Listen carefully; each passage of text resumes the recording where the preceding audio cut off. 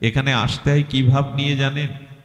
মেলার মধ্যে ভিড়ের মধ্যে কোলের সন্তান হারিয়ে ফেললে মা যেমন মনোহারী দোকানের দিকে, নাগরদোলার দিকে, প্রিয় বন্ধু বান্ধবের দিকে দৃষ্টি না দিয়ে ধুলায় আঁচল লুটিয়ে ব্যাকুল হয়ে আমার খোকা কোথায় খুঁজে বেড়ায়, যেদিন আমরা নামকেও হারানো সন্তানের মতো মায়ের ব্যাকুলতা নিয়ে খুঁজবো, কৃষ্ণ তুমি কোথায়, প্রভু তুমি কোথায়, এই ব্যাকুলতা নিয়ে হরিনাম শুনতে, হরিনামের আসর।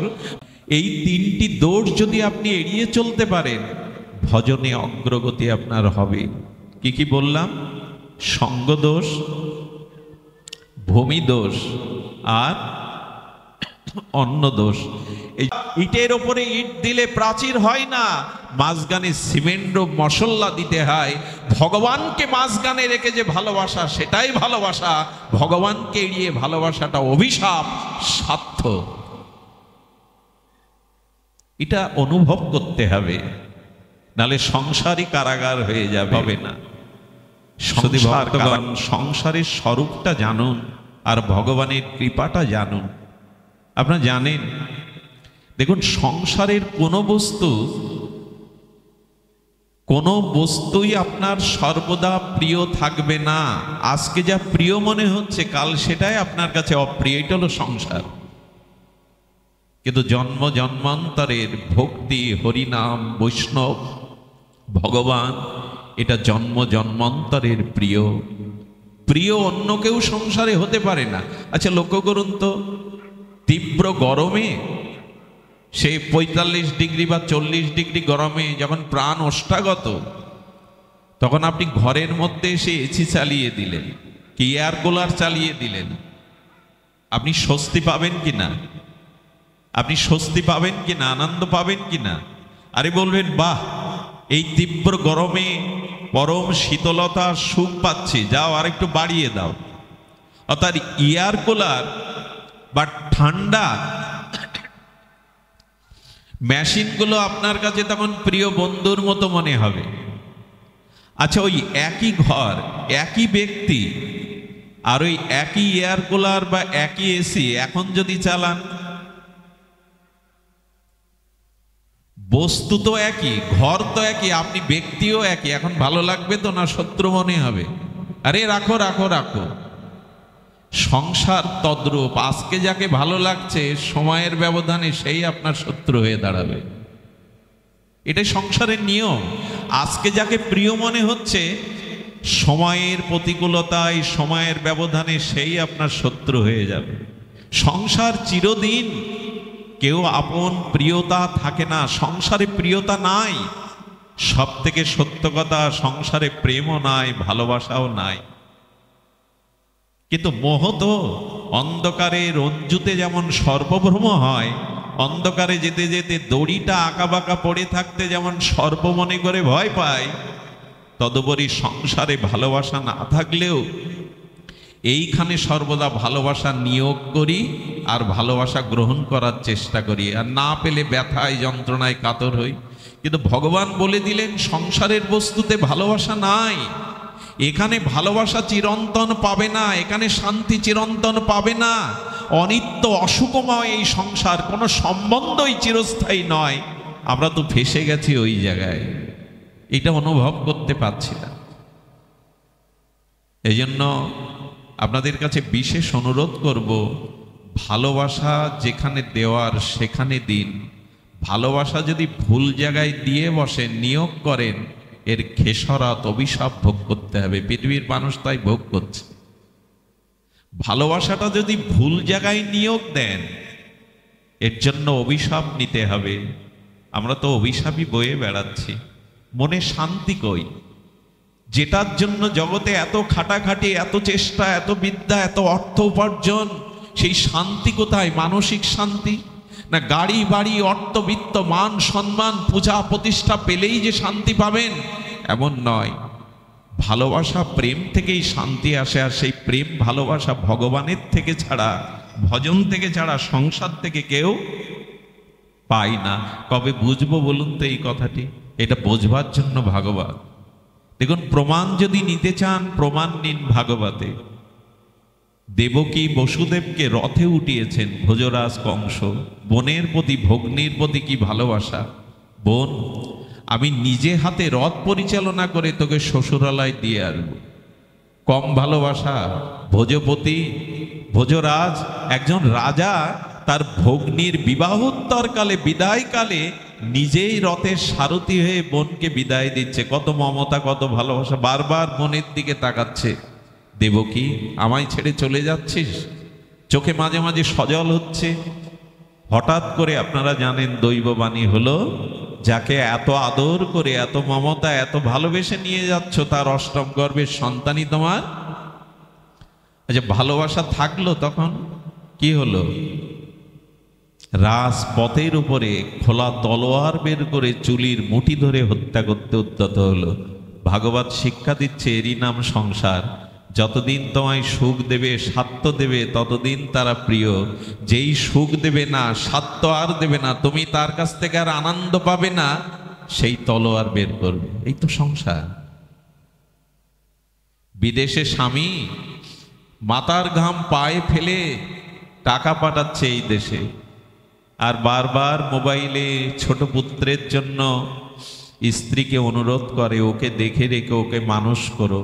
পেপার পত্রিকায় দেখা যায় সেই স্বামীর টাকা নিয়ে ছেলেটাকে হত্যা করে আরেকজনের হাত ধরে বেরিয়ে গেল। এরই নাম সংসার। যে পিতামাতা বুকে রক্ত জল, মায়ের বুকে রক্তই তো দুধ হয়, সেই মায়ের বুকে রক্ত দুগ্ধ অমৃত করে যারা আমার জীবনের সর্বস্ব দিয়ে তিল তিল করে ভালোবাসলো, আজ তাদেরই বৃদ্ধকালে দেখবার কেউ নেই। ব্যতিক্রম থাকতে পারে, কিন্তু প্রয়াস এটা জগতে কোথায় ভালোবাসা, কোথায়? এখানে তো স্বার্থ, এখানে তো দেওয়া নেওয়া, এখানে প্রকৃতি প্রীতিটা কোথায়? অন্তরের নিঃস্বার্থ নিষ্কাম ভালোবাসাটা কোথায়? এই ভালোবাসাটা সঠিক জায়গায় নিয়োগ দিতে হয়, নাহলে বড় ঠকে যেতে হয়। আমরাও ঠকেছি। ব্রহ্মাস্তুতিতে ব্রহ্মা বলেছিলেন, তাবৎ গৃহধস্তে না কারা গৃহম গৃহম তাবগ্ন মোহনী গড় যাবৎ কৃষ্ণ নতে জনা।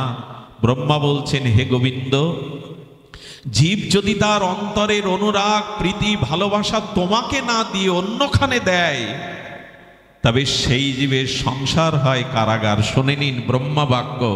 ব্রহ্মা বলছেন, সেই জীবের যারা ভালোবাসা তোমাকে না দিয়ে জগৎকে দেয়, অন্যকে দেয়, সে ভালোবাসা তখন কি হয় না, সংসার কারাগার হয়ে যায়। হাতে পায়ে মোহের বেড়ি ডান্ডা শৃঙ্খলিত হয়ে যায়, আর তার মনটা অসাধু হয়ে যায়। মনের সদ্ভাবনাটা চুরি করে ওখানে অসৎ ভাবনা দিয়ে দেয়। তাই ভগবানকে আগে ভালোবাসাটা দিন। ওই ভালোবাসা যখন প্রসাদী হয়ে ফিরে আসবে, তখন সংসারকে দিন। তারাও বাঁচবে, আপনিও বাঁচবেন। অনেকের মনে প্রশ্ন হতে পারে, তুমি তো তোমার মতো বলছো, ব্রহ্মাবাক্য বললে তো সব গ্রন্থ, সব শাস্ত্রই যে মানুষের ভালোবাসার কথা বলেছে, জীব সেবার কথা বলেছে। তুমি যে বড় বড় করে বলছো, মানুষকে না যে ভালোবাসে সে ঈশ্বরকে ভালোবাসে না, এরকম কথা যে শুনি। জীবে প্রেম করে যেইজন সেইজন সেবিছে, প্রসিদ্ধ স্বামীজির বাণী। কিন্তু এর আগের কথাটা আমরা অনেকেই জানি না। এর আগের কথাটা পরমহংস ছিল রামকৃষ্ণদেব বলেছিলেন, অনরেন জীব সেবা করবি সে ক্ষমতা তোর কই, শিব জ্ঞানে জীব সেবা কর। কার কথা বলা হচ্ছে এখানে? যে সবার হৃদয়ে ভগবান আছেন, শিব আছেন নররূপে নারায়ণ, সবার মধ্যে ভগবান আছেন, এই রূপে ভালোবাসো। ভগবানকে বাদ দিয়ে যে ভালোবাসা, সে ভালোবাসা ছলনা, সে ভালোবাসা কপটতা। ইটের ওপরে ইট দিলে প্রাচীর হয় না, মাঝখানে সিমেন্ট মশলা দিতে হয়। ভগবানকে মাঝখানে রেখে যে ভালোবাসা, সেটাই ভালোবাসা। ভগবানকে এড়িয়ে ভালোবাসাটা অভিশাপ, স্বার্থ। এটা অনুভব করতে হবে, নালে সংসারই কারাগার হয়ে যাবে। সংসার কারাগার তো হয়েই গেছে, হাতে পায়ে তো মায়ার শৃঙ্খলে আবিষ্ট হয়ে গেছে। এই জন্য কংস উদ্যত হলো, আর ভাগবত আমাদের দিব্য দৃষ্টির দ্বারা, তত্ত্বের দৃষ্টি দ্বারা দেখালেন, যে দেবকীর জন্য চোখে জল এসে সারথি রূপে পৌঁছে দিচ্ছে মমতায়, তাকে হত্যা করতে উদ্যত হয়ে গেল, এরই নাম সংসার। ভালোবাসাটা ভগবানকে দিতে হবে, শ্রী গুরুদেবকে দিতে হবে, হরিনামকে দিতে হবে। ওর থেকে যে ভালোবাসা প্রসাদ হয়ে আসবে, এবার ওটা জগৎকে দাও, স্ত্রী পুত্রকে দাও, তারাও সুখী হবে, তুমিও সুখী হবে। এই জন্য কাকভূষণ্ডী, দেখুন কৃপা কেন প্রয়োজন। কাকভূষণ্ডীর কথা মনে আছে? ব্রহ্মজ্ঞ, ত্রিকালজ্ঞ, মহান মহান ভগবৎ প্রেমিক। ইনি যখনই রামচন্দ্র কোন কল্পে অযোধ্যাতে বাল্যলীলা করতেন 1 থেকে 5 বছর পর্যন্ত, কাকভূষণ্ডী কাক হয়ে আসতেন। কাকভূষণ্ডীর কথা আপনারা শুনে থাকবেন। রামচরিত মানসে তুলসীদাস গোস্বামী পরিচয় দিয়েছেন। ভক্তমাল চরিত্রে কাকভূষণ্ডীর দিব্য চরিত্রাবলী, ইনার মহামহিমা আমরা একদিন পুরো আলোচনায় আনবো না জীবন চরিত, আমি সামান্য সিন্ধু থেকে বিন্দু নিচ্ছি। তো রামচন্দ্রের বাল্যলীলাকে অবলোকন করার জন্য উনি কাক, এক মহাত্মা বলেছিলেন, আচ্ছা আপনি মুনি ঋষির মানুষের রূপ না ধরে কাকের রূপ নিয়েছেন কেন? আপনি ব্রহ্মজ্ঞ, আপনি যে কোনো রূপ ধারণ করতে পারেন, তো কাক রূপ নিয়েছেন কেন? চণ্ডাল কাকের রূপ। ভগবান শিব ওনাকে আশীর্বাদ করেছিলেন তুমি যে কোনো রূপ ধরতে পারবে। বলেন কাক রূপ নিয়েছি কেন জানেন? নিয়েছে এই জন্য, ভালো রূপ থাকলেও তার একটা গর্ব থাকে, অভিমান থাকে, তাতেও ভক্ত নষ্ট হয়, ভক্তি নষ্ট হয়। আমার তো রূপ নেই, এই জন্য আমার গর্বের কিছু নেই, লোক আমাকে চণ্ডাল ভাববে, তাতে আমার অভিমান আসবে না। আর সুবিধা কি জানো? সুবিধা হলো আমি মানুষের রূপ ধরে গেলে কৌশল্যার কোলে রামভদ্রকে তার শৈশব, তার বাৎসল্য, চপল চাপল রূপমাধুর্য আমাকে দেখতে ঢুকতে দেবে না। অন্দরমহলে কে ঢুকতে দেবে? বাইরের মানুষকে।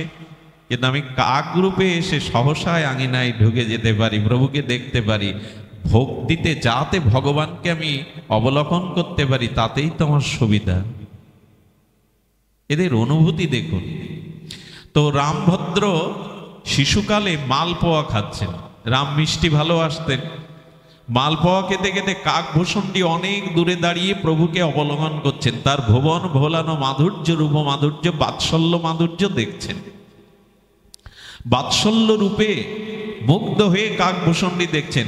আর প্রভু কি করেছেন জানেন? প্রভু সেই অধরামৃত মালপোয়া টুকরো টুকরোর দিকে ছুড়ে দিচ্ছেন। কাকভূষণ্ডী জগৎকে বলছেন, এই দেখো মানুষ হয়ে এলে এই কৃপা পেতাম না আমি।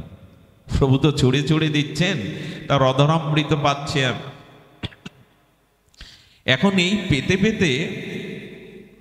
পেতে পেতে হঠাৎ রামচন্দ্র ভগবান কি করেছেন? রামচন্দ্র যখন এইভাবে দিচ্ছেন, রাঘবেন্দ্র উনিও পাচ্ছেন। পেতে পেতে কি বলবো, এরকম ব্রহ্মজ্ঞ পুরুষেরও মনে হলো যিনি ভগবান, তো সংশয় সব জায়গায় আসে। ভগবানের সাথে থাকতে থাকতেও সংশয় চলে আসতে পারে। সংশয় আসে না? গরুরের এলো। রাম লক্ষ্মণ যখন নাগ পাশে আবদ্ধ হলেন, গরুর এসে মুক্ত করলেন। গরুর চিন্তা করলেন, অনন্ত জীব জগৎকে যিনি মায়ায় বন্ধন করেন, তার বাঁধন আমাকে খুলে দিতে এলো। ইনি ভগবান তো, ইনি ভগবান তো। মোহ সবার আসতে পারে, এই জন্য মোহ আসলে আর সন্দেহ আসলে ভক্তি বিঘ্নিত হয়, নষ্ট হয়। তো রামচন্দ্রের এই বালক রূপ দেখে সন্দেহ এলো কাকভূষণ্ডী, ইনি রাম ভগবান তো। যেই সংশয় এলো, রামচন্দ্র ভক্তের সংশয় অবমাননের জন্য হা করলেন, আর কাকভূষণ্ডীকে আকর্ষণ করলেন।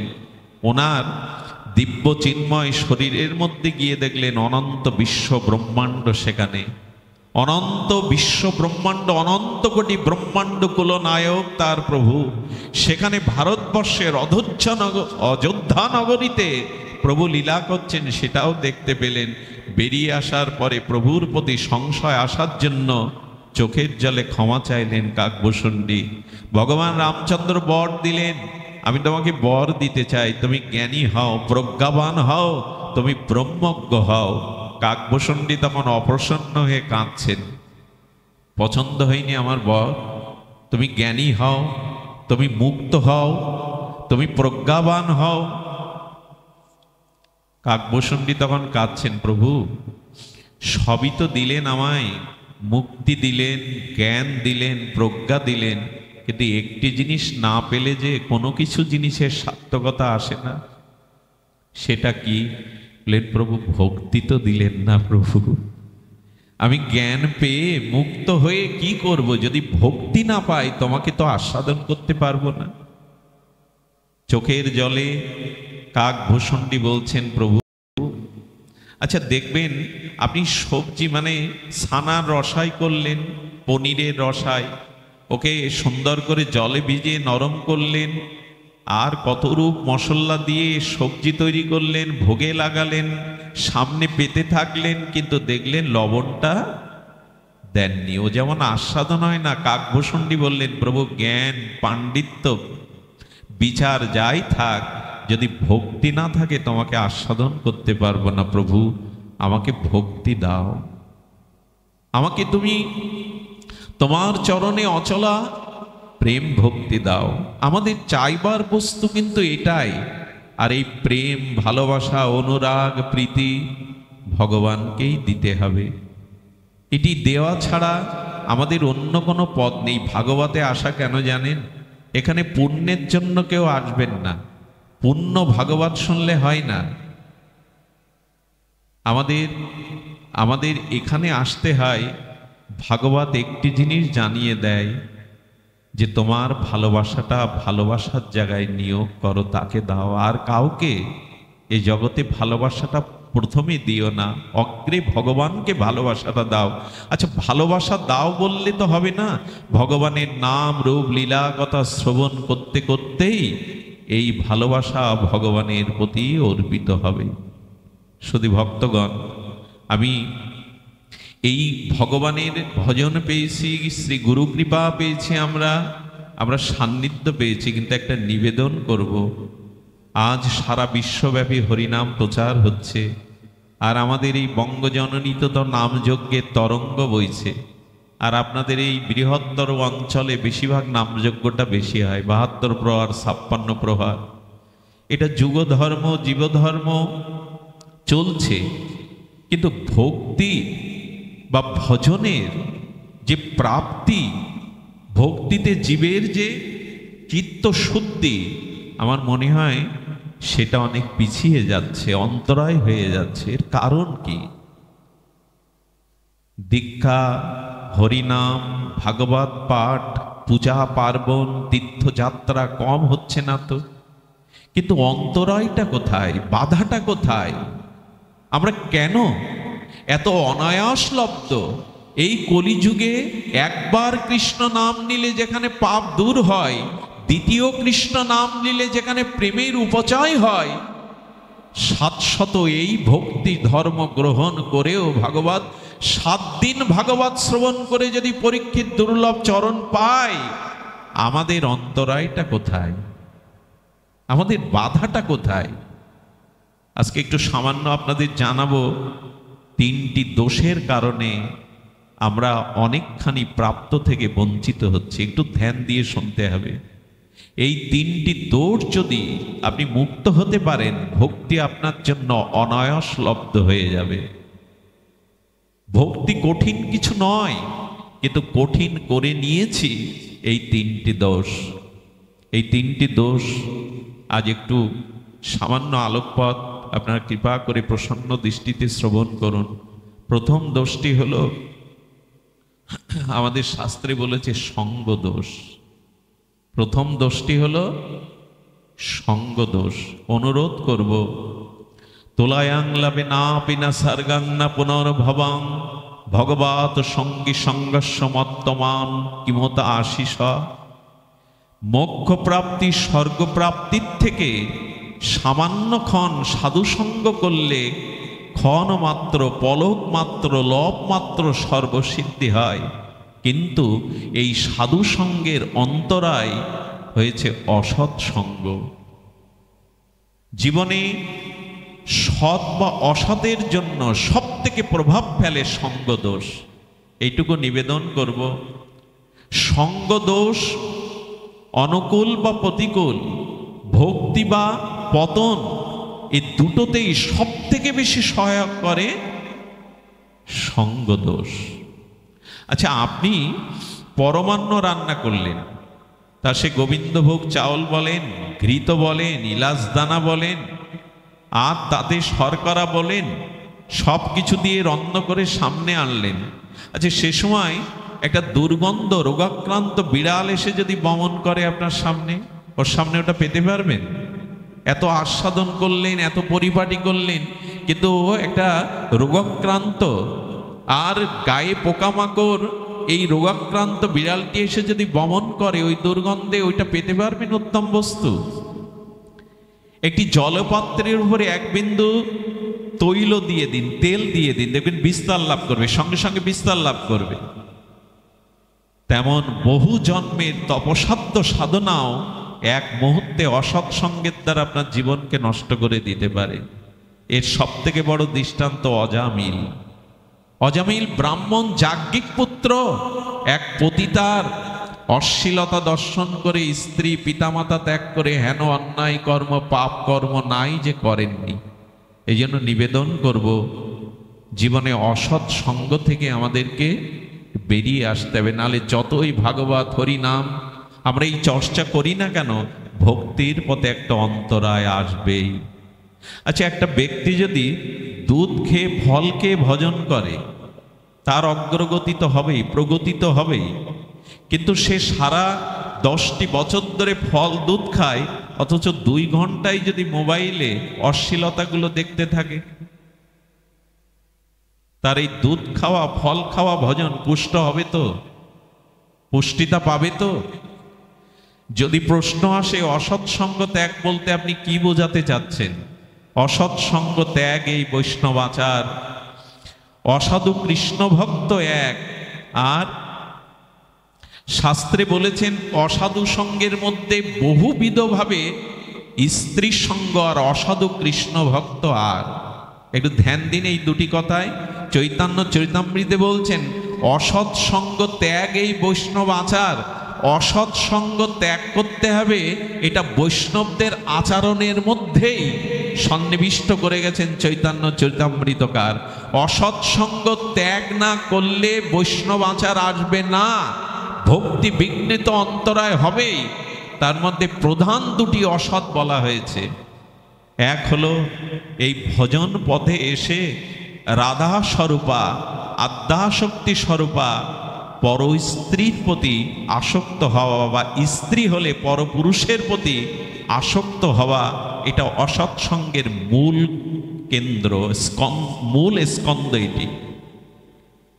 যদি ভজন পথে এসেও আদ্যাশক্তি স্বরূপা রাধারানী প্রতিটি রমণী মূর্তির মধ্যে লাদিনী শক্তি রূপে সেই সিন্ধুতে বিন্দু আকারে আছে। এই জন্য প্রতিমাকে যে দৃষ্টিতে দেখি মন্দিরে, সীতা মাকে আর রাধা রানীকে, মা দুর্গাকে, মা ভবানীকে, ভজন পথে এসেও যদি ওই দৃষ্টির প্রখরতা না আসে, দেবতার পুত্র জয়ন্তের কথা মনে আছে আপনাদের? দেবরাজ ইন্দ্রের পুত্র জয়ন্ত দেখছে তপবনে মা জানকী স্নানের পরে সিঁথিতে রক্তিম সিঁদুর দিয়ে প্রভু রাঘবেন্দ্রের পাশে বসে আছে। সীতার ভুবন ভোলানো মোহিনী রূপ দেখে দেবতার পুত্র জয়ন্তর ভিতরে কাম এসে গেল। তো মাকে স্পর্শ করবেন কি করে? ভগবান পাশে বসে আছেন। এই জন্য পাখির রূপ ধরে এসে মা অঙ্গকে কামাসক্ত হয়ে স্পর্শ করলো। সীতামা বলল, প্রভু ও পাখি নয়, ও পাখি নয়, কামাসক্ত হয়ে আমার দেহকে স্পর্শ করেছে, আমার দেহ জ্বলে যাচ্ছে। প্রভু তখন ব্রহ্মাস্ত্র ছেড়েছিলেন। সেই ব্রহ্মাস্ত্র ইন্দ্রের কাছে, ব্রহ্মার কাছে, ভগবান শিবের কাছে গিয়ে রেহাই পায়নি। শেষে ভগবান শঙ্করই পথ বলে দিয়েছিলেন, যেখানে অপরাধ সেখানে গিয়ে পড়ো না, মায়ের চরণে গিয়ে পড়ো যদি কৃপা হয়। সীতামার চরণ বন্দনা করে জয়ন্ত তার চোখের জলে অনুশোচনায় ক্ষমা প্রার্থনা করেছিলেন। সীতামা ক্ষমা করে দিয়েছিলেন, কিন্তু একটা চোখ অন্ধ করে নিয়েছিল। ব্রহ্মাস্ত্র তো বৃথা যায় না। এই জন্য পুরুষ হয়ে যদি নারীতে, নারী হয়ে যদি পুরুষে ভজন পথে আসক্তি একবার এসে যায়, অনন্ত জন্মের ভজন সাধন থেকে আপনি চ্যুত হবেন, এটাই ভাগবতের অনুভব। খুব সতর্ক থাকতে হবে এই দিকে। আর অসাধু সঙ্গ কি? যিনি ভগবানে বিমুখ, যিনি ভজন বিমুখ, এই মানুষের সঙ্গ করবেন না। যারা ভগবান বা ভজনে বিমুখ, ঘোর বিষয়ী ভগবান এবং ভজনকে যারা চিরদিনই বিমুখ হয়ে থেকেছে, এই অসাধু কৃষ্ণ ভক্ত আর যাদের ভিতরে ভজন নেই, ভগবত উন্মুখতা নেই, নিন্দা করবেন না, শত্রু জ্ঞান করবেন না, কিন্তু তাদের সঙ্গ করা যাবে না। একটা কথা বলি, আপনার থেকে যে কম ভজন করে, আপনি যদি তার সঙ্গ করেন, আমি লিখে দিয়ে যেতে পারি আপনি পিছিয়ে পড়বেন। আপনার সমপরিমাণ যে ভজন করে, আপনার সমমনা যার চিত্ত, তার সঙ্গ করলে আপনার পেছোবার ভয় নেই, এগিয়েও যেতে পারবেন না। কিন্তু আপনার থেকে যে বহুগুণ ভজন নিষ্ঠায় ভজন করে, তার সঙ্গ করলে আপনি অনেক পথ এগিয়ে যাবেন, অবশ্যই যেতে পারবেন। এই জন্য সম্মান সকলকে করতে হবে, কারো নিন্দা করা যাবে না, কিন্তু সঙ্গ সবার করা যাবে না। এমনকি অসাধু সঙ্গেতে ভাই কৃষ্ণ নাম নাহি হয়, নামাক্ষর বাহির হয় বটে, সে তো কব নাম নাই। যিনি ভগবানের প্রসাদ পান না, যার চরিত্রে শুদ্ধতা নেই, যার আচার আচরণে সদাচার নেই, এমন ব্যক্তির সঙ্গে যদি হরিনামও করেন, হরিনামে বিলম্ব হবে প্রাপ্তি হতে, কয়েক কোটি কল্পকাল লেগে যাবে। অসাধু সঙ্গে নামও হয় না, নামের ক্রিয়া হবে, কোটি জন্ম লেগে যাবে, যেটা এক্ষুনি পাওয়ার কথা। অসাধু সঙ্গেতে ভাই কৃষ্ণ নাম নাহি হয়, নামাক্ষর বাহির হয় বটে। এই জন্য হরিনাম করতে গেলেও সৎসঙ্গ দরকার, প্রকৃত নির্মল চরিত্র দরকার। এই জন্য সঙ্গ দোষ এড়িয়ে চলুন। তিনটে দোষের কথা বলা, দ্বিতীয় দোষটি হলো ভূমি দোষ। অনেকেই বলে মাটির কোনো দোষ নাই, কিন্তু দেখবেন, আপনি নিজেই দেখবেন, কোনো কোনো গৃহ আছে, আমরা পাঠ করতে যাই, হরিনাম করতে যাই, বিশ্বাস করুন সেখানে গিয়ে মন বসাতে পারি না। যেখানে গেলে, যে স্থানে গেলে দেখবেন মনটা বহির্মুখ হয়ে যায়, মনটা অন্তর্মুখী হয় না, জানবেন সেই ভূমিতে কিছু মহা অপরাধ বা পাপের দোষ মিশ্রিত হয়ে আছে। ভূমির দোষ না, কিন্তু ওই বাতাবরণটাই অসদাচরের দ্বারা, অশাস্ত্রীয় কর্মের দ্বারা। আচ্ছা লক্ষ্য করবেন, আপনার একই ছাদের তলে যেখানে ঠাকুরের আসন পাতা, সেখানে গেলে যেটা হয়, শোয়ার কক্ষে গেলে সেই একই অনুভূতি পান কি? একই তো ইট সিমেন্ট দিয়ে বাড়ি তৈরি করা। এই জন্য কিছু কিছু স্থান আছে যেখানে গেলে, একবার আপনারা জানেন কুরুক্ষেত্রে মাথুর বিরহের 100 বছর পরে রাধারানীর সাথে গোবিন্দের সাক্ষাৎ হয়েছিল কুরুক্ষেত্রে। সেই সূর্যগ্রহণ চলে দ্বারকা আর বৃন্দাবনের মিলন হয়েছিল। সেখানে রাধারানী শ্যামসুন্দরকে, শ্যামসুন্দর প্রিয়াজিকে দেখলেন, দেখে দুজনের ভাব অনুভব বিনিময় হলো। কিন্তু কৃষ্ণ দর্শন 100 বছর পর রাধারানী যতটা প্রসন্ন হওয়ার কথা, ললিতা বিশাখা দেখলেন রাধারানী অতটা প্রসন্ন নন। রাধারানীকে জিজ্ঞাসা করলেন, রাধে, শ্যামসুন্দর মদনমোহন প্রিয়কে দর্শন করলে, কিন্তু তোমার মুখে প্রসন্নতা নেই তো? বলেন, সেই আমি রাধা, সেই আমার প্রাণবল্লভ গোবিন্দ, সবই আছে, কিন্তু এখানে তো যমুনা নেই, এখানে তো রাধাকুণ্ড শ্যামকুণ্ড নাই।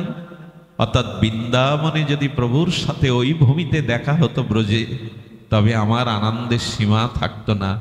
রাধারানী এখানেও ব্রজে ব্রজেন্দ্র নন্দনকে দেখা আর কুরুক্ষেত্রে কৃষ্ণকে দেখা এক নয়। বাঁশি হাতে কুরুক্ষেত্রে কৃষ্ণকে পাওয়া যাবে, রাখাল বেশে দ্বারকায় পাওয়া যাবে, ওটা একমাত্র শ্রীধাম বৃন্দাবনে পাওয়া যাবে। এই জন্য শাস্ত্রে বলেছে যে দেখো, সেই স্থানে যাও যেখানে গেলে চিত্ত শুদ্ধ হয়। ভূমির কিছু দোষ আছে, এই জন্য ভূমি দোষ। প্রথমটা কি বললাম? সঙ্গ দোষ। তৃতীয়টা বললে কষ্ট পাবেন না, ক্ষমা চেয়ে নিচ্ছি। তৃতীয়টা হলো অন্ন দোষ। তৃতীয়টা অন্ন দোষ। এ বিষয়ে খুব সতর্ক থাকতে হবে। অন্ন দোষ আর দুটো দোষকে ডেকে আনে, অন্ন দোষ আর দুটো দোষকে প্রবল করে তোলে। এই জন্য অন্ন দোষ এ সম্পর্কে আমি দুটি ঘটনা আপনাদের জানাবো, অপূর্ব ঘটনা, অনেক শিক্ষণীয় ঘটনা। অন্ন দোষ কেন জানেন? সাগন্দোপনিষদ বলেছে, আহার শুদ্ধে সত্তা শুদ্ধি, সত্তা শুদ্ধি ধ্রুবানো স্মৃতি। যদি আহার শুদ্ধ হয় তবে চিত্ত শুদ্ধ হয়, আর শুদ্ধ চিত্ত হলেই কেবল ভগবানের স্মৃতি নাম সেখানে জেগে ওঠে। এই জন্য অন্ন দোষটাকে এড়িয়ে চলতে হবে। শুনুন সেই ঘটনা। এক বাবাজি মহারাজ গোবর্ধনের এক কুণ্ডে স্নান করছেন। বেশি দিন আগের ঘটনা না, সত্য ঘটনা। উনি স্নান করতে গিয়ে যখন ভিজা কাপড়টা বদলাচ্ছেন, হঠাৎ করে সামনে দেখে এক রমণী, মাতা ঠাকুরানী, তিনিও স্নান করে কাপড় বদলাচ্ছেন। কি বলবো, ইনি নামনিষ্ঠ, এমনকি মহাপুরুষ উনি, কিন্তু ওই রমণীর ললিত অঙ্গ শোভা দেখে, তার বস্ত্র পরিবর্তন দেখে, তার ললিত অঙ্গ শোভা দেখে উনি মোহিত হয়ে গেলেন। কাপড় বদলানো দূরে থাক, আধা ঘন্টা ওইদিকে তাকিয়ে থাকলেন। রমণীটি চলে যাচ্ছে, তবু উনি ওই দিকেই দৃষ্টি দিয়ে তাকিয়ে আছেন। আধা ঘন্টা পর যখন রমণী চোখের আড়াল হলো, উনি কাপড় পরিধান করে কপাল চাপড়াচ্ছেন আর বলছেন, এটা আমার দ্বারা সম্ভব? হে রাধে, হে করুণাময়ী, সারাটি জীবন সব ত্যাগ করে পড়ে আছি তোমার চরণে, আজ এই ভাব কেন হলো? উনি পাষাণে মাথা আঘাত করতে করতে রক্ত ঝরে পড়ছে। শিষ্যরা তাকে নিয়ে গুরুদেবের কাছে নিয়ে গেল। শ্রী গুরুদেবকে জিজ্ঞাসা করলেন, প্রভু বলতে পারেন কোন দোষে আজ আমার এই পতন ভাবনা এলো? গুরুদেব বললেন, আজ দুপুরে কোথায় অন্ন পেয়েছিলে তোমার মনে আছে? হ্যাঁ গুরুদেব, আমি আগেতেই ক্ষমা চেয়ে নিচ্ছি, অপরাধ নেবেন না। উনি তখন বলেছিলেন, আমি এক অনেক ধনীর বাড়িতে অন্নটা পেয়েছিলাম, প্রসাদ করেই পেয়েছিলাম, বলে খোঁজ নিয়ে দেখো, কিছু মনে নেবেন না, অপরাধ নেবেন না। জানা গেল ওই ব্যক্তি টাকা ব্যাস খাটায়। ব্যাস মানে কি বলে আপনাদের দিকে জানি না। সুধের লব্ধ অর্থের অন্ন খাওয়াতে ওনার মধ্যে এই মতিভ্রম এসে গেছে। অন্ন সবখানে পাওয়া যায় না। সব কিছুই অত বাড়াবাড়ি করো কেন তোমরা, এসব কথা বলা উচিত নয়। ভজন রক্ষা করা মুখের কথা না, ভজন রক্ষা করা মুখের কথা না। ভজন পাওয়া সহজ, ভজন রক্ষা করা খুবই কঠিন। কত ঋষি মুনি যোগীদেরও মুহূর্তেই পতন হয়ে যায়। ভজন রক্ষা করা অতীব কঠিন। এক বাবাজি মহারাজ যমুনা পুলিনে ভাগবত বলতেন, আমার মতো করে বলতেন না। এক বৃক্ষতলায় বসে বলতেন, শত শত ভক্তরা ওনার দিব্য ভাবার সমন্বিত সেই ত্যাগ বৈরাগ্য প্রদান ভাগবত শুনতেন। উনি বড় বিরক্তি সাধু ছিলেন। শত শত লোক তার হরি কথাতে প্রেম পেতেন, আনন্দ পেতেন, তীব্র ত্যাগ বৈরাগ্য সূচিত হতো। হঠাৎ উনি পাঠ করছেন চোখ বন্ধ করে, চোখ বন্ধ করে পাঠ করতে করতে উনি চোখ খুললেন, দৌড়িয়ে প্রমত্ত যমুনা তখন ঝাঁপ দিলেন। উনি সাঁতার জানেন না। ভক্তরা পেছনে গিয়ে বাঁচাবার জন্য তারাও ঝাঁপ দিলেন। বাবাজি এই কাজ কেন করলেন, কেন মরতে উদ্যত হলেন? যখন পাওয়া গেল উনি প্রাণে মরেননি, কিন্তু মূর্ছিত হয়ে আছেন। নানান প্রক্রিয়ায় ওনার পেটের জলকে বের করা হলো। শ্রী গুরুদেবের কাছে নিয়ে যখন একটু সুস্থ হলো, তখন গুরুদেবের চরণে কাঁদছেন আর বলছেন, আমার দ্বারা আর ভজন হবে না। হে মহাত্মা, হে শ্রী গুরুপাদ পদ্ম, আমাকে মরাই ভালো। আমি আত্মহত্যা করতে গেছিলাম এই জন্য। বলে কেন গো? বলে আমি মনে মনে রাধারানীর লীলা, আর সেই লীলা দেখতে দেখতে আমি পাঠ করি প্রভু। আমি রাধা মাধবের নিত্য নিকুঞ্জ মন্দিরে প্রেম লীলা দেখতে দেখতে বর্ণনা করতে করতে দেখলাম নিকুঞ্জ সরে গেল, রাধারানী সরে গেল। আমি এক পতিতাকে দেখতে পেলাম, এক বিবস্ত্র পতিতার নগ্ন রূপ দেখলাম। সঙ্গে সঙ্গে মনে হলে দেহ রাখা উচিত নয়। আমি ঝাঁপ দিয়েছি এই জন্য যমুনায় আত্মহত্যা। এ দেহ রাখবো কেন? এ দেহ থাকা উচিত নয়। গুরুদেব বললেন, আজকালের মধ্যে তো তুমি অন্ন কোথায় পেয়েছো? বললেন গতকাল বৃন্দাবনে ভান্ডারা হয়েছে এক বাবাজির আশ্রমে, সেই ভান্ডারার প্রসাদ আমাকে দিয়ে গেছে বাবাজি মহারাজ, আমি তাই পেয়েছিলাম। খোঁজ নাও ভান্ডারা কে দিল। খোঁজ নিয়ে জানা গেল কলকাতার এক শেঠ শিল্পপতি ওই ভান্ডারা দিয়েছেন। শিল্পপতিকে জিজ্ঞাসা করা হলো, আপনার এই অর্থের সাথে সাথে আর কার অর্থ নিয়েই ভান্ডারা দিয়েছেন? সঙ্গে সঙ্গে উনি বললেন, কিছু মনে করবেন না, আমি রাজস্থানে গিয়েছিলাম, এক বিখ্যাত নর্তকী পতিতা আমার কাছে কিছু অর্থ দেয় বৈষ্ণব সেবার জন্য, সেই টাকাটা দিয়ে আমি ভান্ডারা দিয়েছি। ভাবতে পারেন, যারা বুলি আওড়ায় এইসব তোমাদের গোড়ামি ইত্যাদি না, আমি বলতে চাইছি অন্যের মধ্যে যে দোষটা হয় এটা চিত্তকে বড় বেশি মলিন করে দেয়। এই জন্য শাস্ত্রে বলেছে যে বিষয়ী, আপনারা জানেন যে এই যে বিষয়ী বা যাদের ভিতরে অশুদ্ধ, এমনকি যিনি রন্ধন করে তিনি যদি সৎ ভাবনা না, কেউ কেউ বলে প্রসাদ পাও না কেন ইত্যাদি কথা উত্তর আসে। আমি অনেক জায়গায় গিয়েছি, যজ্ঞ হচ্ছে, জুতো পায়ে দিয়ে রান্না হচ্ছে, লুঙ্গি পরে রান্না করছেন, মাঝে মাঝে ধূমপান করে সেটা সুচিতা থাকছে না, ওই ভাবগুলো ওই অন্যের মধ্যে দিয়ে আপনার ভিতরে সংক্রামিত হবেই হবে। অন্যের দ্বারা মানুষের যে যেমন অন্ন পায়, যে ভাবনার দ্বারা পায়। আচ্ছা, হোটেলের রান্না কত সুস্বাদু, কত আস্বাদ্য, কিন্তু মায়ের হাতের রান্না আর হোটেলের রান্নার ক্রিয়া এক হয় কি? কখনো এক হয় না। এই জন্য যারা ভগবানের ভোগ রান্না করেন, যারা বৈষ্ণব সেবাদি দেন, তাদের উচিত হলো শুদ্ধা আচারে শুদ্ধ। এই জন্য আজও বৃন্দাবনের মহাত্মারা মাধুকরী পান, মানে ভিক্ষা অন্নটাই সব থেকে পবিত্র মনে করেন তারা। ব্রজবাসীদের দুয়ারে দুটো রুটি সবজি, এই ভিক্ষা পান। এই তিনটি দোষ যদি আপনি এড়িয়ে চলতে পারেন, ভজনে অগ্রগতি আপনার হবে। কি কি বললাম? সঙ্গ দোষ, ভূমি দোষ আর অন্ন দোষ। এই জন্য যে গৃহে হরিনাম হয় না, যে গৃহে ভগবানের ভক্তের চরণধুলি পড়ে না, যেখানে ভগবানের দিব্য পূজা আরতি অভিষেক হয় না, সে মাটিটাই শ্মশান ভূমি। শাস্ত্রে বলেছে সেখানে গেলে চিত্ত শুদ্ধিতা আসবে না। তো যাই হোক, আমি বলতে চেয়েছিলাম ভক্তি সুরক্ষা করবার জন্য আমাদের এই প্রতিকূল জিনিসগুলি থেকে আমাদের একটু ফিরে আসতে হবে। যথেচ্ছাচার চললে ভক্তি রক্ষা করা যাবে না, সময় নেওয়ার অধিকার নেই। আপনারা কত দূর দূরান্ত থেকে এসেছেন, পরিশেষে আপনাদের একটু জানাবো, আমাদের একমাত্র সহজ সরল চিত্তশুদ্ধির উপায় অনেকক্ষণ বললাম, কিন্তু সর্বোত্তম উপায় হলো ভগবানের নাম। যেহেতু এটা নামযজ্ঞ অধিবাস, এই জন্য শ্রীনাম সম্পর্কে আমরা একটু সামান্য বলবো।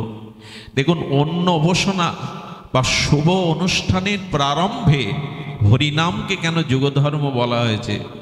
সর্বমঙ্গলা মঙ্গলাং বরেণ্যাং বরদাং শুভং নারায়ণং নমস্কৃত্য সর্বকর্মাণি করায়তে। এটা কারা বলে?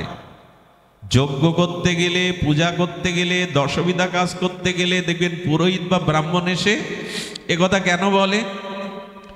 যে নমস্কার পূর্বক শুভ কার্য আরম্ভ হলো, নারায়ণ বা হরিভিন্ন স্বতন্ত্রভাবে অনুষ্ঠিত, শাস্ত্রে কোনো মঙ্গল নির্দেশ দেয়া হয়নি।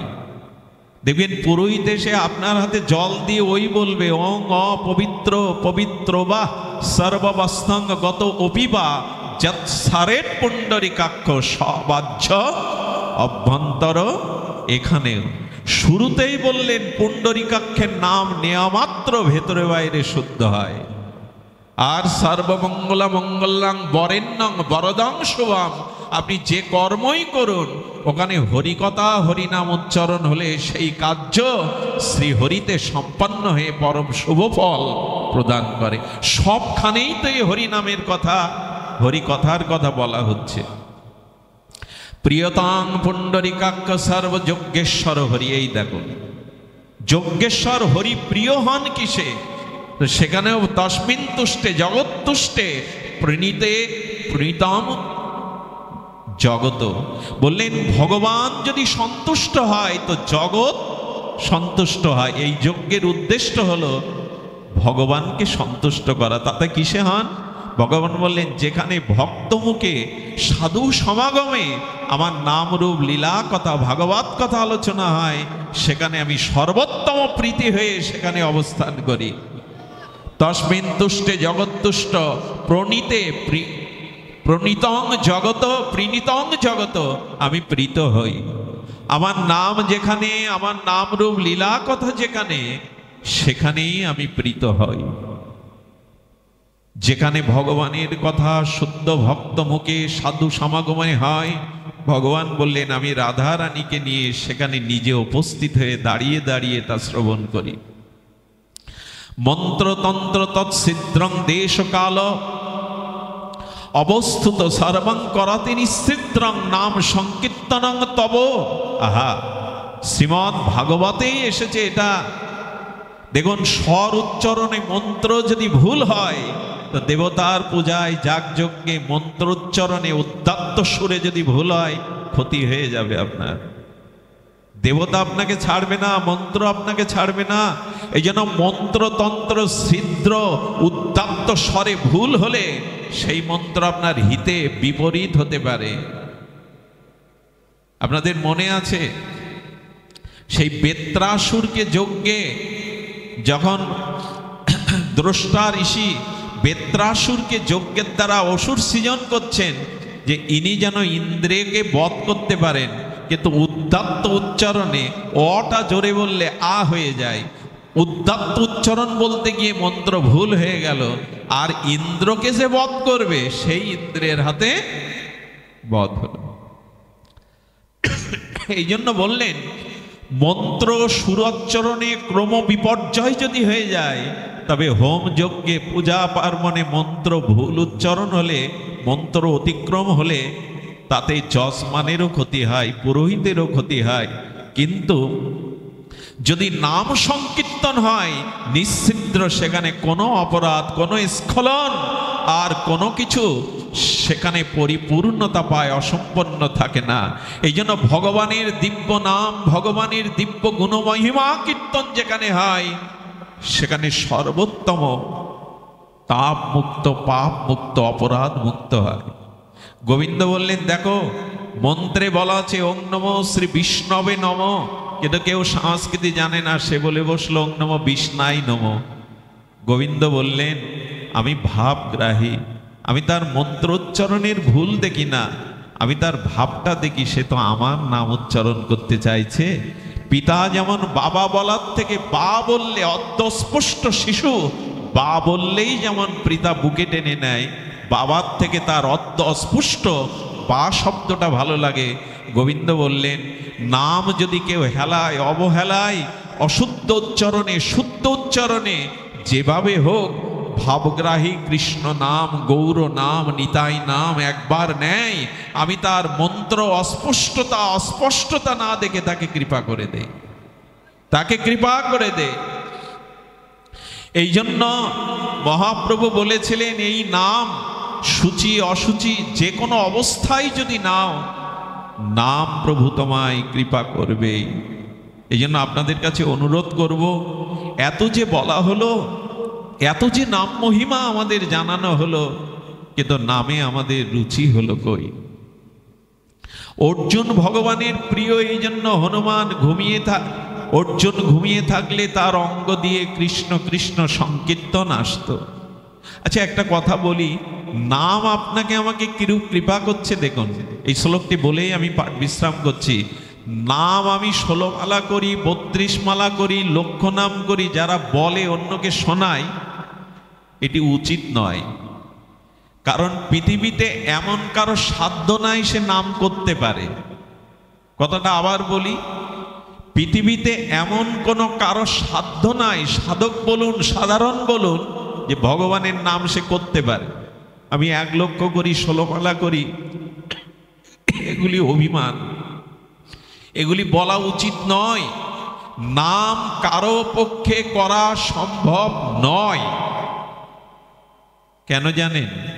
অথ কৃষ্ণ নামাদিন ভবেৎ প্রাকৃত ইন্দ্রিয়ায় সেবাদ মুখোহি জিহ্বাদ স্বয়মেব স্ফুরদ্দৎ।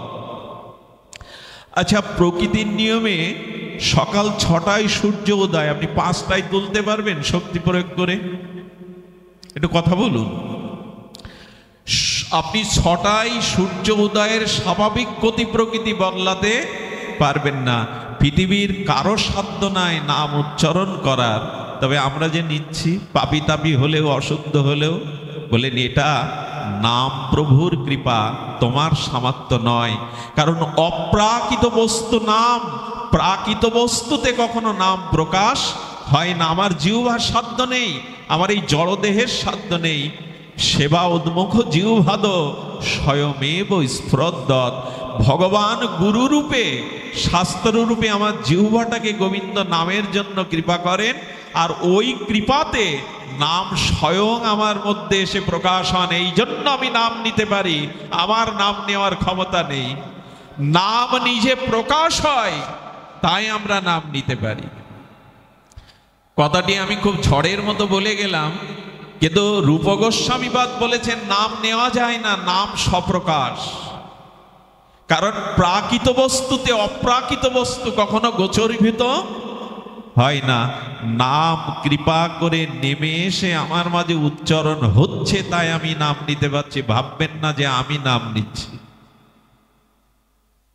নাম প্রভু স্বয়ং আমাকে কৃপা করবে বলে, আমাকে গৌর প্রেম নিতাই প্রেম দেবে বলে আমার মধ্যে স্বয়মেব স্ফুরদ্দৎ। শাস্ত্রে বলছেন স্বয়ং তিনি প্রকাশ হচ্ছেন। এই জন্য নাম আমাদের বহুত কৃপা করবার জন্য আবির্ভূত হয়েছেন।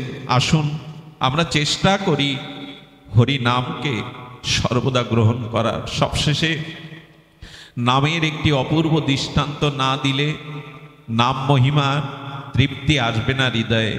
চলুন সেই উত্তর ভারতে এক বুড়িমা গোময় গোবর কুড়াতেন। সংসারে এত অভাব, ওই গোবর কুড়িয়ে ঘুটে দিয়ে শুকনো করে বাজারে বিক্রি করে জীবন নির্বাহ করতেন। কিন্তু হ্যাঁ, তাকে এক মহৎ বলেছিল, মাগো কিছুই তো করতে পারো না, সর্বদা ভগবানের নাম উচ্চারণ করো, হাতে কাজ করো, কিন্তু হৃদয়ে ভগবানের চিন্তা আর মুখে নামটা নাও। উনি ঘুটে দেন তো হরে কৃষ্ণ নাম নেন। ঘুটেগুলো শুকিয়ে দিয়ে কাল বাজারে বিক্রি করবে। রাতের অন্ধকারে পাশের আর এক মহিলা ওনার ঘুটেগুলো চুরি করে অপহরণ করে ওনার ঘুটের যে স্তূপ আছে তার মধ্যে রেখে দিয়েছে। বুড়িমা সকালে উঠে দেখে ঘুটেগুলো ওনার স্তূপে নাই। উনি পঞ্চায়েতকে ডাকলেন, গ্রামের জ্ঞানীগুণী মাধব পাণ্ডে ডাকলেন। কেউ তো আসবে না দিন দুঃখীর কথায়, তবু এলো 2-4 জন। এসে বলছে, বুড়িমা তোমার ঘুটে কে নিয়েছে? এটা তুমি প্রমাণ না করলে আমরা তো তোমার ঘুটে উদ্ধার করতে পারবো না। বাবা ওই আমার জীবন, ওইটুকু দিয়েই তো রাধা মাধবের সেবা করি। তখন বলছেন, ওই যে ঘুটিগুলো দেখছেন ওর মধ্যেই আমার ঘুটে আছে। বলে এভাবে বললে তো আর হবে না, প্রমাণ দিতে হবে। যিনি ঘুটি চুরি করেছেন বলেন ঘুটে তো একই সাইজের একই রকম। বলে ওনাকে প্রমাণ দিতে বলুন, মুখের কথা আমি শুনবো কেন? যখন সবাই চলে যাচ্ছে তখন নাম প্রভুর কাছে কেঁদে দিয়ে বুড়িমা বলছেন, হে নাম, আমি কি তোমাকে স্মরণ করতে করতে জপ করতে করতেই ঘুটে দিয়েছিলাম, তুমি নীরব থাকবে? তুমি কোনো ভূমিকা রাখবে না? আমার তো এইগুলিই সম্বল, তোমার সেবা, আর আমি বেঁচে আছি এই দিয়ে, তুমি কোনো ভূমিকা রাখবে না? বুড়িমা তখন বুকে সাহসে গিয়ে মাধববাদদের বলছেন, আমার প্রমাণ দেওয়ার আছে, আসুন এদিকে। বলে কি প্রমাণ দেবে তুমি? আমার ঘুটিগুলোর মধ্যে কান পাতলে তার থেকে হরিনাম ভেসে আসবে, তার মধ্যে হরিনাম আসবে। কেউ তাকে পাগলিনী ভাবলো, কেউ তাকে বললো যে ওনার স্মৃতিশক্তি ভালো নেই, ঘুটে থেকে নাম হয়। কি বলবো আপনাদের, মাতব্বরের মনে ওনার মুখ দেখে দয়া হলো। উনি সত্যি সত্যি পরীক্ষার জন্য 2-4টে ঘুটির পরে একটা ঘুটে কানে দেওয়ার সাথে দেখছে তার থেকে দিব্য নাম ভেসে আসছে, হরে কৃষ্ণ হরে কৃষ্ণ। ঘুটে ফেলে দিয়ে এই গ্রামের মাতব্বর যিনি তিনি এই কাঙালিনী বিধবা মায়ের চরণে পড়ে বললেন, মা কে তুই? এই কাঙালিনী বেশে এই হতচ্ছাড়া সংসারে পড়ে রয়েছিস, কে তুই? তোর দিব্য নাম যাই গোময় থেকে, গোবর থেকে, ঘুঁটি থেকে ভেসে আসে, কে তুই মা? বলে, আমি শাস্ত্র জানি না, আমার ভজন নাই, কিন্তু নিত্য নিরন্তর আমি নামকে আশ্রয় করি, সেই নামেরই প্রভাব, সেই নামেরই মহিমা। আজও এটা হয়, আজও এটা হয়। ঠাকুর হরিদাস জগৎকে জানিয়ে গেল, ওগো এই নাম নিতে থাকো। সিদ্ধ গৌর কিশোর দাস বাবাজি মহারাজ নবদ্বীপে এই নামনিষ্ঠ মহাপুরুষের চরণে সব হাজার হাজার লোক এসে প্রণাম করতে ভিড় করত। বাবা তার শিষ্যকে বললেন, দেখ তো, ওই জঙ্গলের মধ্যে মলমূত্র ত্যাগ করত বহু বছর আগে, ওটা এখন ব্যবহার করে না, ওখানে একটু পরিষ্কার করে ঝোপঝাড়ের মধ্যে আমাকে একটু বসার জায়গা করে দিত। আরে লোকের সম্মান নেব তো আমার ভজন হবে কি করে? সম্মান নিয়ে কি হবে আমার, যে ওই জায়গাটা আমি আড়ালে লুকিয়ে নাম করব? উনি কয়েক মাস বসে বসে ওখানে নাম করলেন। উনি প্রাপ্ত হওয়ার পরে, নিত্যলীলায় প্রবাসের পরে, ওনার এক শিষ্য ওইখানে বসে একদিন নাম করতে গেছে। যেই বসেছেন দেখে 3-4 দিক দিয়ে হরে কৃষ্ণ এই দিব্য নাম ভেসে আসছে। উনি হঠাৎ করে তাকিয়ে দেখলেন এখানে তো কেউ নেই, নাম কোথা থেকে আসে? উনি আবার যখন জপে বসেছেন দেখেন আবার নাম উচ্চারণ, সে দিব্য নাম। উনি পরেক্ষণে তাকিয়ে দেখলেন সিদ্ধ বাবার সংস্পর্শে দিব্য নামের দ্বারা ওখানের ইটগুলো কাঠগুলো থেকে হরিনাম ধ্বনিত হচ্ছে, ইটগুলো কাঠগুলো থেকে হরিনাম ধ্বনিত হচ্ছে। এই হলো নামের মহিমা। আর এই জড় বস্তু থেকেও দিব্য হরিনাম ধ্বনিত হচ্ছে। কি বলবো আপনাদের, নাম নিতে নিতে, নাম নিষ্ঠ যারা না, নাম নিতে নিতে নামে যাদের রুচি হয়, আপনার কি বলবো, তারা ঘুমিয়ে পড়লেও তাদের হৃদয়ে অজপা ভগবানের নাম হতে থাকে, আজও হয়। তারা ঘুমিয়ে তাদের ভেতরে নাম হয়। আমার জীবনের ছোট্ট একটা ঘটনা এই প্রসঙ্গে খুব প্রাসঙ্গিক, নিজের কথা ব্যাসাসনে বসে বলতে নাই। এক সিদ্ধ নামনিষ্ঠ মহাপুরুষের পাশে একদিন আমার থাকবার ভাগ্য হয়েছিল। উনি কৃপা করে তার কাছে আমাকে এক রাত্রে বাস করতে বললেন। রাত 2টোর সময় আমার নিদ্রা ভঙ্গের পরে দেখলাম আমি আগের বিল্বমঙ্গল নেই। আমার চোখ দিয়ে বিন্দু বিন্দু প্রেমাস্ত্র গড়িয়ে পড়ছে। প্রতিটি লোমকূপগুলো কাঁঠালের কাঁটার মতো খাড়া দিয়েছে। অশ্রু কম্প পুলক হচ্ছে এবং জিহ্বাই তরঙ্গায়িত দিব্য হরিনাম কীর্তন হচ্ছে। আমি ভাবলাম এটা তো আমার জীবনে কখনো হয়নি, আমি তো নামে রুচি নেই আমার। কিন্তু কেন হচ্ছে জানেন? কাউকে বিদ্যুৎ স্পৃষ্ট করলে, তাকে ধরলে যেমন তাকেও বিদ্যুৎ ধরে, আমার অজান্তে, ঘুমের অজান্তে আমার হাতটা ওই মহাপুরুষের বুকের উপরে পড়েছিল। উনি নাক ডাকিয়ে ঘুমাচ্ছেন, কিন্তু ওনার অঝাপা নাম প্রভাব আমার মতো জড় বস্তুকে অপরাধীরও ভেতরে নাম করিয়ে নিচ্ছে। আমি পরীক্ষা করবার জন্য হাতটা তুলে নিলাম, দেখলাম আগের বিল্বমঙ্গল, অশ্রুও নেই, প্রেমও নেই, জিহ্বা নামও নিচ্ছে না। সারা রাত ঘুমাতে পারিনি। তার চরণ প্রান্তে বলেছিলাম, তোমরা মানুষ নও, মানুষ রূপে তোমরা নাম নিষ্ঠ মহাপুরুষ। তোমাদের দ্বারাই এরূপ না হয় নিজে ঘুমাচ্ছেন। একজন আমাকে প্রশ্ন করেছিল, বাবা সারা জীবন যারা হরিনাম করে, হরিকথা শোনে, যদি মৃত্যুর সময় তার স্মৃতিশক্তি লোপ পায়, সে যদি উন্মাদ হয়ে যায়, বাগরুদ্ধ হয়, কানে যদি না শোনে, তো সারা জীবন হরিনাম করে শেষের বেলায় সে বাগরুদ্ধ হয়ে গেল, কালা হয়ে গেল, উন্মাদ হয়ে গেল। গোবিন্দ তখন বললেন, যারা আমার নামকে ভালোবেসে সারা জীবন নিত্য নিরন্তর নাম করে গেছে, মৃত্যুর সময় যদি তার বাগরুদ্ধও হয়ে যায়, যদি তার স্মৃতিশক্তি লোপ হয়, তবে সেই নাম নেওয়ার দায়িত্ব আর তার নয়। আমি তার হৃদয়ে বসে তার হয়ে নামটা নেওয়াবো, আমি নিজেই নাম নেওয়াবো। তখন দায়িত্ব আমার, আমি তাকে নাম নেওয়াবো, আমি তার মধ্যে গিয়েই এই নাম করব। এই জন্য নামকে বড় ভালোবাসতে হবে। নাম মহাপ্রভুর পিতা, সংকীর্তন পিত, অর্থাৎ মহাপ্রভু নামকে পুত্র বলেছেন, তিনি নামের পিতা। নিজের স্নেহবৎসল পুত্রকে যেমন ভালোবাসেন, নামকে এরকম ভালোবেসেছেন মহাপ্রভু। মহাপ্রভু নামকে অমনি করে ভালোবেসেছেন। আরে নামের মহিমা কি বলবো আপনাদের, নামের মহিমা কি বলবো।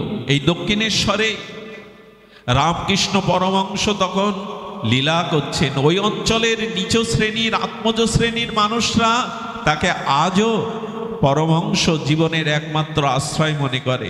এক বিধবার, শুনুন মন দিয়ে, এক বিধবার ছেলে মারা গেল। সর্বাঘাতে যখন মারা গেছে, ঠাকুরের চরণে এনে বললেন, ঠাকুর বাঁচাও, ঠাকুর বাঁচিয়ে দাও, ঠাকুর ওকে বাঁচাও, ও ছাড়া যে আমার জীবনের অবলম্বন নেই।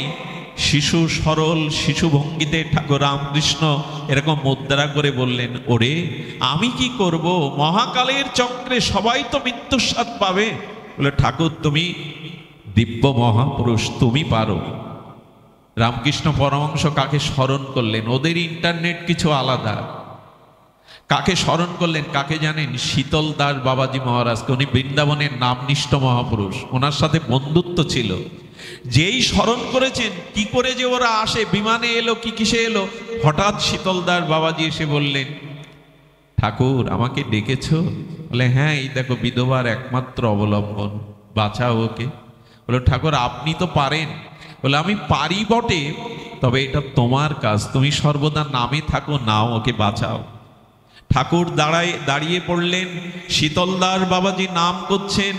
আর কি বলবো আপনাদের, 200-250 বছর আগের ঘটনা মাত্র। শীতলদাস বাবাজির সেই নিষ্ঠার সহিত নাম নিতে নিতে মৃত সন্তানটা মা মা বলে কেঁদে উঠল। মরাও জীবন পায় এই নামে। এটা মিথ্যা নয়। আমাদের মহাপ্রভুর পরিকর যাদব আচার্য, এই যাদব আচার্য দেখছেন মহাপ্রভু নবদ্বীপের পথ সংকীর্তনে, নগর সংকীর্তনে বেরিয়েছে। মহাপ্রভুর মধুর কণ্ঠধ্বনিতে নবদ্বীপের আকাশ বাতাস মুখরিত হয়ে প্রভু যখন নাম নিচ্ছেন, ওই নাম কানে এলো। যাদব আচার্য মহাপ্রভুর কীর্তনে ছুটে গেলেন। আর যাদব আচার্যের স্ত্রী বসে বসে আমানি করছিলেন, সবজি তরি তরকারিগুলো কাটছিলেন, আমানি করছিলেন ধারালো বটিতে। তো ওনার পাশে শিশু সন্তান ছিল। যখন মহাপ্রভুর নাম কানে এসেছে যাদবাচার্যের স্ত্রীর কানে, এ জগৎ আর নাই। ওই যে নাম ভেতরে প্রবেশ করেছে, তাতে এ জগতে আর নাই তিনি, অন্তর চলে গেছে প্রভুর নামে। ওই দিব্য নাম ধ্বনিতে দেহাবেশ তার নাই। মানুষকে মূর্ছিত করে কাটলে যেমন অবাস করে কাটলে বোঝে না, ওনার দেহাবেশ নাই। কি বলবো আপনাদের, সত্য ঘটনা শুনুন। সেই সবজিগুলো কাটতে কাটতে সন্তানটাকে হাতে ধরে ধারালো বটিতে সে দিয়েছে। আচ্ছা, মা পারে এটা? আচ্ছা, সন্তানটা যখন ধারালো বটিতে আমানি করতে যায়, নিশ্চয়ই সন্তানটা মৃত্যু যন্ত্রণায় ছটফট করেছিল, নিশ্চয়ই মর্মোদ্যত যাতনায় ক্রন্দন করেছিল। মায়ের কানে যায়নি। বলে, এ জগতে তো সে আর নাই। এক মহাপ্রভুর নামে তার দেহাবেশ ভুলে গেছে, এ জগতে তো নাই। অবাস করে কাটলে কি আর রোগী বুঝতে পারে গো? প্রভুর একটি হরি নামে তার দেহাবেশই চলে গেছে। নিজের সন্তানকে কেটে টুকরো টুকরো করেছে, স্মৃতি নাই। তারপরে কি করেছে জানেন? সেই কাটা সন্তানকে অভ্যাসবশত হাঁড়িতে দিয়ে জাল দিতে শুরু করেছেন। আচ্ছা, মরা পোড়ালে একটা দুর্গন্ধ আসে না? সে গন্ধটা ওনার নাসিকায় আসেনি। বললেন, আসবে কি করে? তার তো দেহাবেশ নাই। নাম এমনই, তার তো দেহাবেশ নাই। সন্তানটা জাল দিচ্ছে।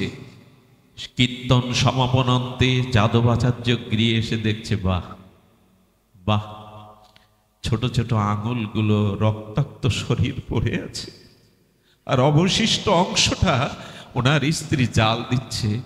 স্ত্রীর এই দশা দেখে প্রথমে ধাক্কা দিয়ে বললেন, রাক্ষসী, পাষাণ্ডী, পাষাণ তুমি রাক্ষসী হয়ে ছেলেকে রান্না করছো খাবে বলে। যেই ধাক্কা দিয়েছে, মাটিতে পড়ে যাওয়ার পরে চেতনা ফিরে এসে বলছেন, আমার খোকা কই? খোকাকে কেটে তুমি জাল দিয়েছো, পাষাণী রাক্ষসী, এই দেখো।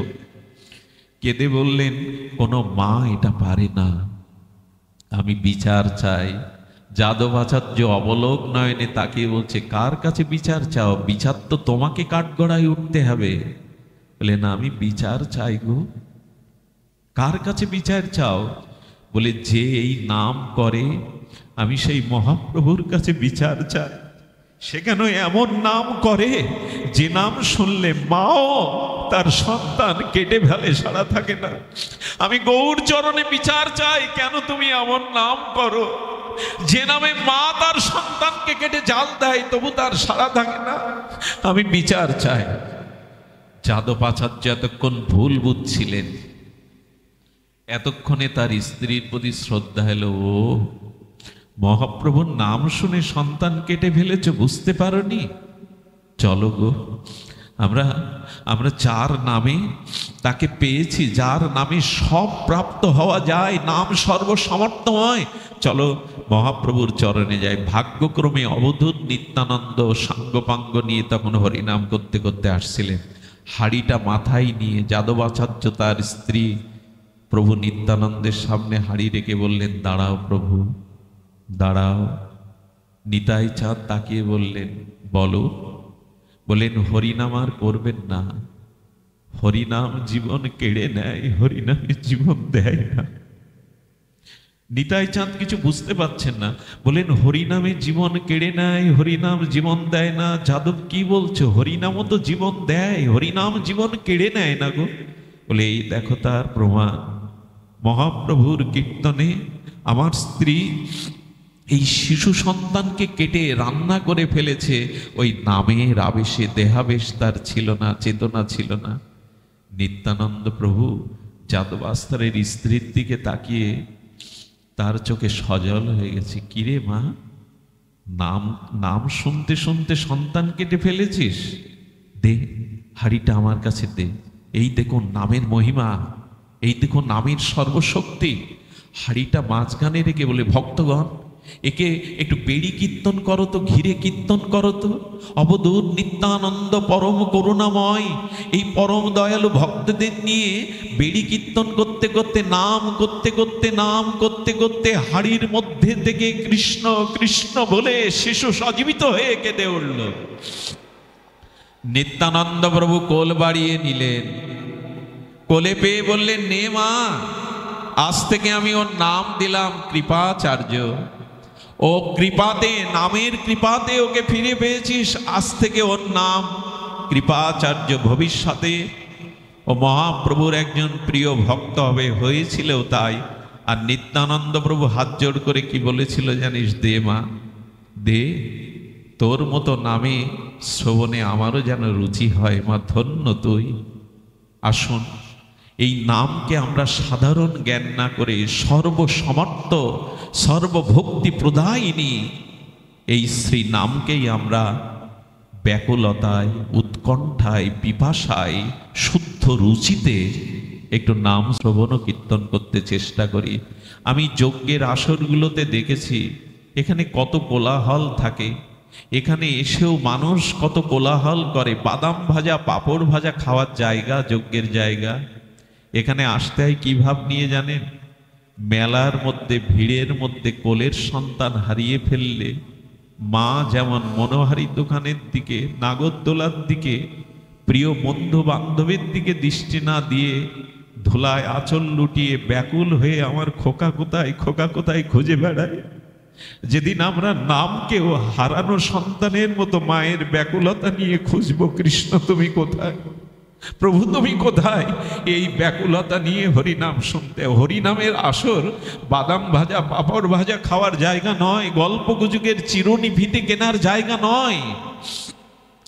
নামে আসতে হয় সন্তান হারানো মায়ের ব্যথা বুকে নিয়ে, যেমন সে সন্তানকে খুঁজে বেড়ায়। কত জন্ম তোমাকে না পেয়ে এই অভিশাপ ভোগ করছি প্রভু, কর্মফল ভোগ করছি, তাই এসেছি তোমার নামের মধ্যেই তোমায় পেতে, তোমার প্রতি অনুরাগ নিতে। এই ব্যাকুলতায় হরিনাম শ্রবণ করবেন, কীর্তন করবেন, তবেই নাম প্রভু জয়যুক্ত হবে। হরের নাম, হরের নাম, হরের নামই বকে বলাম। কলৌ নাস্তেব্য নাস্তেব্য নাস্তেব্য গতির অন্যথা। এই নামই আমাদের শয়নে স্বপনে জাগরণে একমাত্র নাম আশ্রয় হোক আমাদের শুভ সংকল্প। এই অধিবাস সংকীর্তনে এটাই আমাদের সংকল্প হোক। বায়ু গন্ধ বিনা, গন্ধ কুসুম বিনা, কুসুম ভ্রমর বিনা, ভ্রমর রাগ বিনা, রাগ ভাব বিনা, ভাব প্রেম বিনা, প্রেম হরি বিনা, আর মনুষ্য জন্ম বিফল হরি নাম বিনা। নাম জয়যুক্ত হোক, হরি নাম প্রতিষ্ঠিত হোক সবার হৃদয়ে। এই প্রার্থনা করে আজকের মতো হরি কথার এখানে বিশ্রাম। শ্রী গুরু প্রেমানন্দে গৌর হরি বল। জয় রাধে, জয় রাধে।